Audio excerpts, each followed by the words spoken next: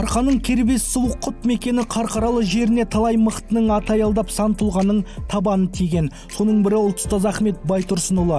Қарқаралыдан 30 шақырым жердегі Ақтерек ауылында Ахмет Байтұрсынұлы бала оқытқан мектептің барын көбі біле бермейді. Ұлтұстазының 150 жылдық мерейтойы қарсаңында аталған ауылға арнайы барып, мектептің бүгінгі жай-күйімен танысып қайттық. Ахмет Байтұрсынов сабақ берген мектеп ғимаратының жанында тұрмыз. Тарихи деректерге сүйенсек, 1905-1911 жылдары Ахмет Байтұрсынов осы мектепте балалар оқытқан. Қазір бұл ғимарат кітапхана. Ішін аралап көрейік.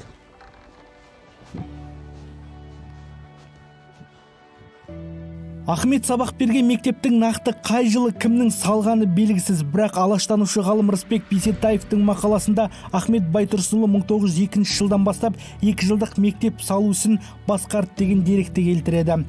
Деректер әртүрлі болғанмен, бір анығы 20 ғасырдың басында бұл ғимаратта Ахмет Байтұрсынұлы бала оқытқан. Оған хронологиялық және тарихи деректер нақты дәлелі болып отыр. Академик Ақжан Машанов та Қарқаралы өңіріндегі тұңғыш қазақ-орыс мектебі осы Ақтерек ауылында болғанын өз еңбектерінде ашып жазды.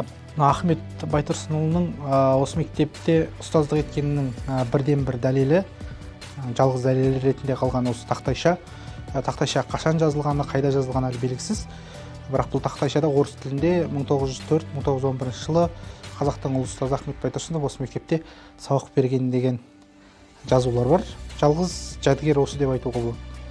Ағаш үйдің қашан салынғаны беймәлім, дегенмен де ғұлама ғалым Ақжан Машанидың айтуы бойынша 1905-8 жылдары Ахмет Байтұрсынұлы осы жерде дәріс бергені айғақ. Тарихшы ғалым Нұрсахан Ахметқызы Ақтеректегі мектеп Қарқаралы петициясымен алаш қозғалыс ұғымдарын бөліп қарауға болмайды дейді. Себебі қасиетті Қарқаралы азаттық қозғалысы мен демократиялық ой пікірдің орталығы дейді. Сондай-ақ 20 ғасырдағы қазақ жеріндегі болған маңызды оқиғалардың хронологиясы да дәл осы Қарқаралыға келіп түйіседі. Қарқаралы қазақтың 20 ғасырдың басындағы азаттық қозғалысының бесігі, демократиялық ой пікірдің қалыптасқан орталығы.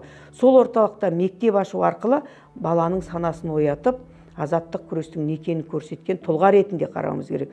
Әрине, Орынбордағы оның жаңағы өмір жолдары, Самаралдағы өмір жолдары, Торғай, Ақтөбедегі мектептерді ашқандарының барлығы, осының барлығы тек халықты ояту. Ал енді атақты Қарқаралы петициясын талдайтын болсаңыз өзіңіз, соның ішінде бүкіл алаш зиялылар, оның ішінде Ахмет Байтұрсыновтың эволюциялық азаттық қозғалысқа деген көзқарасын көруге болады. Жалпы ғимарат 19 ғасырда Қарқаралыда салынған үйлердің жобасына ұқсас түгелдей ағаштан тұрғызылған. Осы уақытқа дейін ауыл тұрғындарының арқасында бұзылмай сақталып тұр. Кеңес кезі мен тоқырау жылдарында бірнеше мәрте сүрілу қаупі де туған. Бірақ киесінен қорықты мекен ауыл үлкендері ахаңның табаны тиген мектепті ешкімнің меншігіне бермеген. Ғимарат әр жылдар шаруашылық кеңсесі, байланыс бөлімшесі болған. Қазір қажеттілікке қарай ауыл кітапханасы мен мектепке дейінгі дайындық орталығы орналасқан.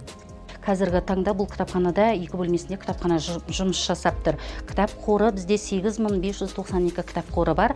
Жақсы, жаман емес. Біз халқымызда жаңағы баспасөз газеттеріне бәріне жазылып отыр. Халық келіп тұрады, бізде сырттан қонақтар келіп тұрады. Жаңағы ахаңның немере інілері, жаңағы Ибрахим, Ерахан Фазлұлы, жаңағы Қостанай облысынан жаңағы осындай Ақтеректе жаңағы Ахметті атаның табан тиген жерін біз көрейікші, киелі жер деп бізге жан-жақтан келіп тұрады. Ескі мектептің ғимарат аудандық мәдениет бөліміне қарағанымен тарихи маңызы әлі де нақтыланбаған. Бірен-саран білетін адамдар іздеп келмесе, сырттан келушілерге арнайы насихат жұмыстары жүргізілмейді. Тарихи ғимарат тек 40 үйлі ауыл жұртына ғана керек сияқты. Қаржы бөлініп, зерттеу жұмыстары қолға алынса, тарихи мұрамызға талай олжа қосар едік дейді ғалымдар. Бұл мемлекеттік тараптан қаржының бөлінбеуі ғой. Әрбір тарихшы барады, қоянды жәрмеңкесін көреді, айтады, жазады. Біріншіден ол мектепті қазақ халқына үлгі ететін жаңағы Ленинградтағы әрбір үй революцияның бесігі ретінде көрінетін болса, біздің арқа жеріндегі азаттық қозғалыстың бесігі болған Қарқаралы ол мектептің тарихи маңыздылығы жоғары ғой. Сондықтан ол мектептің әрбір тасы мен жаңағы қабырғасында Ахмет Байтұрсыновтың идеясы жатқандығын біз насихаттауымыз керек. Тек қана Қарқаралының оқу білім бөліміне ғана бере салу деген ол дұрыс емес. Бұл мемлекеттік қорғауға алуын керек. Ұлт ұстазының мерейтойы қарсаңында аталған тарихи нысан жөнделеді деген жақсы хабарды естіп қалдық. Қазір кітапхана ішіндегі бөлмелері босатылып, дайындық жұмыстары басталып та кеткен. Бір ғасырдан аса тарихы бар бұл ғимарат енді өте ескі, сол қалпында сақталған. Кішігірім жөндеу жұмыстары да жүргізілген. Қазір кітапхана болып тұр. Бірақ енді Ахмет Байтұрсыновтың мерейтойы қарсаңында аудандық мәдениет басқармасы тарапынан қаржы бөлініп, ғимарат қайта жөнделіп, осы жерде Ахмет Байтұрсыновқа арналған көрме ашылады деген хабар естідік. Бұл да бір қуантарлық жағдай. Оны Қарағандының бір несі болып, ойын ойнатылып атты да. Ахмет Байтұрсыновтың мектебі қай жерде дегенде, бір уақыт еректе дегенде, мына отырып марқайып отырмыз, телевизордан көріп отырмыз. Деген олар біледі екен қалай деп. Алаш Ахмет Ақтерек деп үш ұғымды ауыл символын айналдырған жергілікті халық күндердің күнде Ахметтің табан тиген мектептің тарихи мәдени нысанға айналатынына сенеді. Сенбегендеше, сонау Қостанайдан Қарқаралыға келіп тау арасындағы ауылда мектеп ашу тегінен тегін емес. Қарқаралы алаш азаттығының астанасы. Ақтеректен қайтар жолда осы бір сөз ойға орала берді. Жанайдар Майкен, Жасұлан Мақұлбеков, арнайы Life 09 үшін.